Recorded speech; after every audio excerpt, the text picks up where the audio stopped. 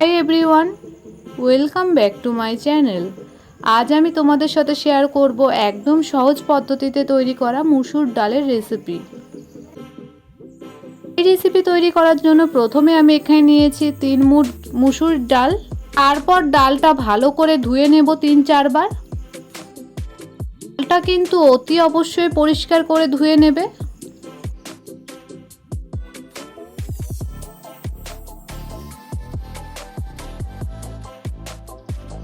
এখানে আমার ডালটা ভালো করে ধোয়া হয়ে গেছে। তারপর আমি একটি কড়াইয়ে ডালটা সিদ্ধ করতে দিয়ে দেব।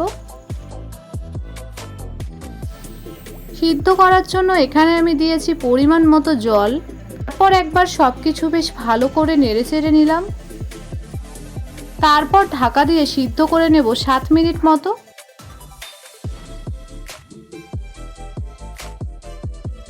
এই মুসুর ডাল আমার প্রপার সিদ্ধ করা হয়ে গেছে। তারপর একটি ব্লেন্ডারের মাধ্যমে আমি ডালটা পুরোপুরি ঘুটে নেব। এরপর এখানে আমি অ্যাড করে দেব আরও কিছুটা জল।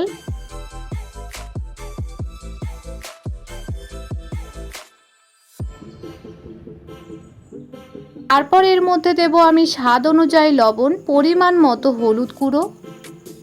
তারপর সব কিছু একবার বেশ ভালো করে মিক্স করে নিচ্ছি।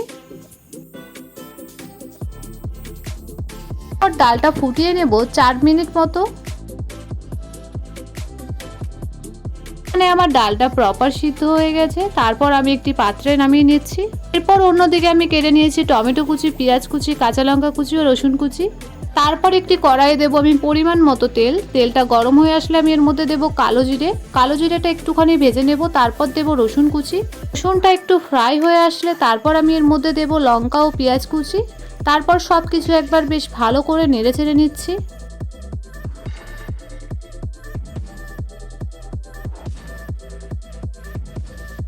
লঙ্কা ও পেঁয়াজগুলো নেড়েচেড়ে গোল্ডেন ফ্রাই হওয়া পর্যন্ত ফ্রাই করে নেব।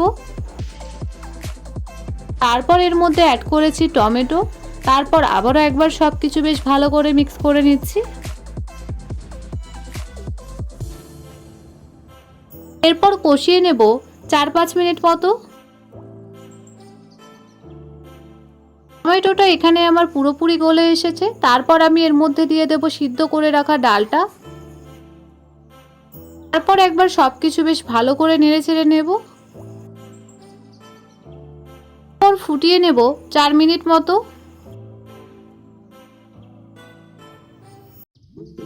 এখানে ডালটা আমার অনেকটা গাঢ় হয়ে এসেছে।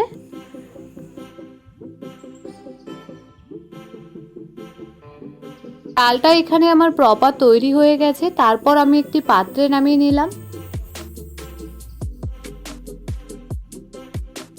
আজকের এই মুসুর ডালের রেসিপি আমার প্রপার তৈরি হয়ে গেছে। তোমাদের যদি আমার এই ভিডিও ভালো লাগে তবে লাইক, কমেন্ট, শেয়ার, সাবস্ক্রাইব করবেন। আর অবশ্যই কমেন্টে জানিও ভিডিওটা কেমন লেগেছে।